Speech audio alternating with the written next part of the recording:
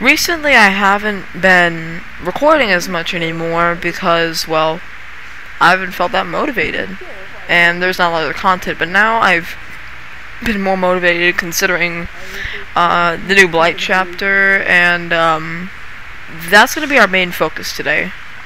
So the talk around today at this point is Blight good, bad, or is he mid-tier? In this video we were going to be discussing his power, how it is meant to be used, how it can be used, perk builds, and much more. I consider you to subscribe.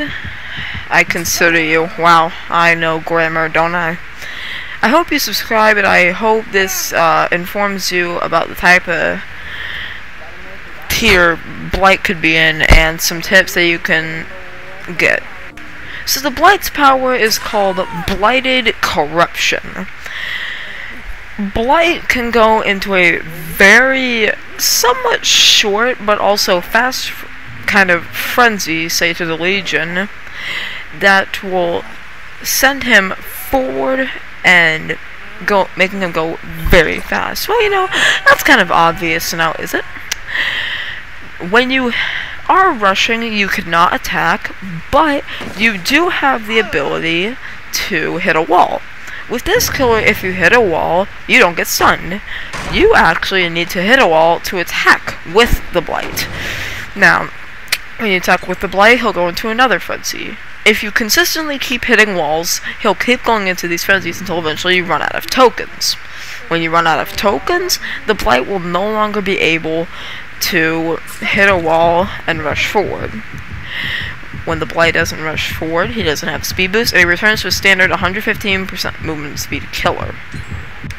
When you go into the Blight's, well, power, and you hit a wall, you now go into a lethal rush.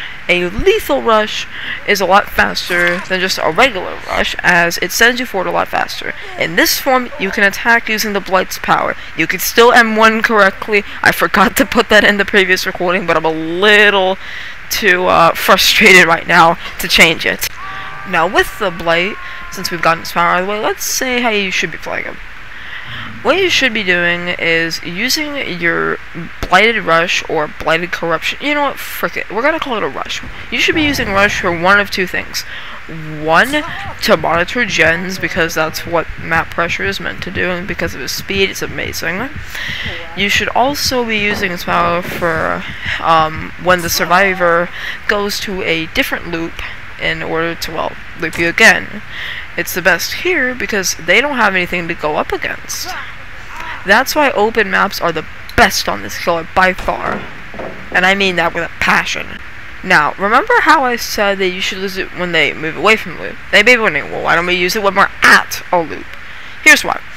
The Blight's power is a sort of like Hillbillies, but a little bit worse.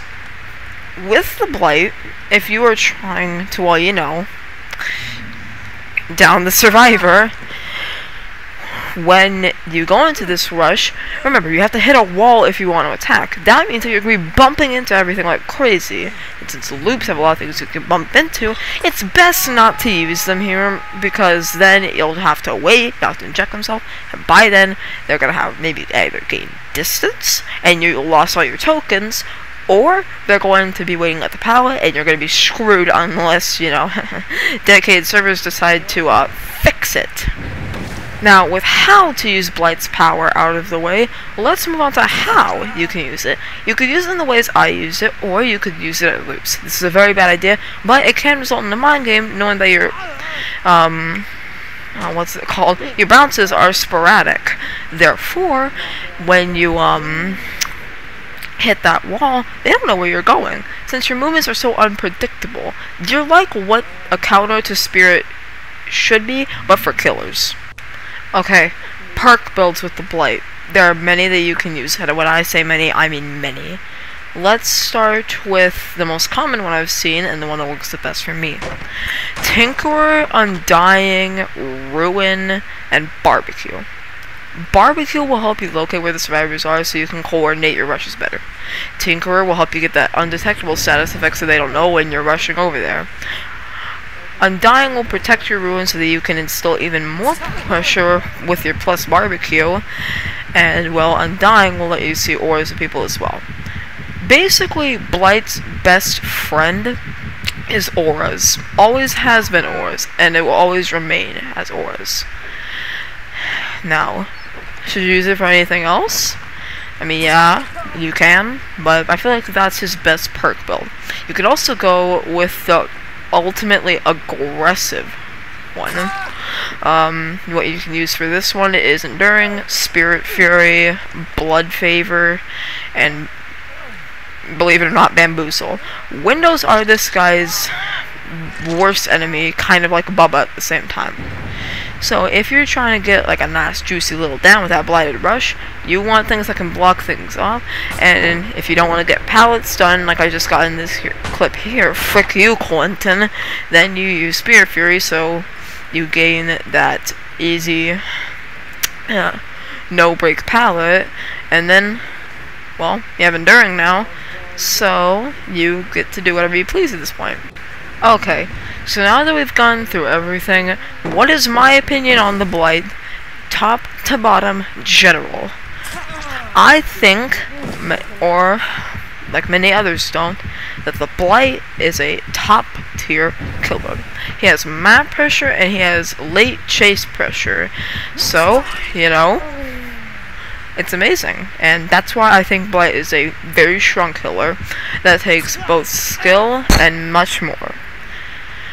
I thank you all for watching this video. Stay tuned tomorrow for a Blight gameplay video, and I'll see you later. Take care, everyone, and stay safe out there.